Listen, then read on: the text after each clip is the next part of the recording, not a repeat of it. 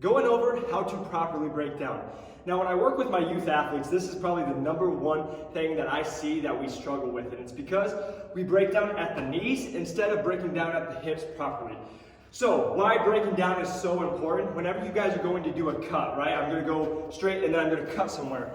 If you guys don't properly break down, you're not going to be as efficient or as fast, and then also, over time, it can lead to injury. And all I mean by that is if I'm trying to do a hard cut and I have all my mass with me, and I'm trying to go this way, and I don't break down at my hips and I break down at my knees, now my knee's taking all that pressure, and then when I go to turn, all my momentum's going that way. It doesn't work out so well. So how we're gonna get this is all breaking down and getting your hips back means is if I'm standing straight, my hips go back. See, my butt goes back instead of my knees going forward. So when most of my kids come in, my youth athletes, I see this. They run, knees first, hips are straight. What we want to see is hips go back, knees straight. So when I'm doing this, my kids come down, they break down. All I have them do is straight down, and they bend over, and we call it the shortstop position. As you guys can see, my hips go straight back, and we just practice this. We do 10 reps of getting those hips to go back.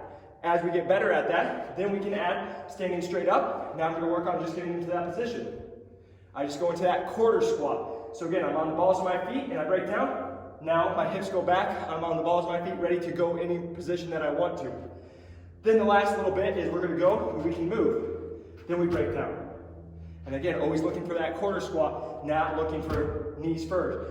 Think knees first, bad, injuries. So we want hips going back, butt goes back. So I walk, break down, my hips go back. Then you guys can just progress it. Then it goes into a run or a jog. So we jog, stop, break down.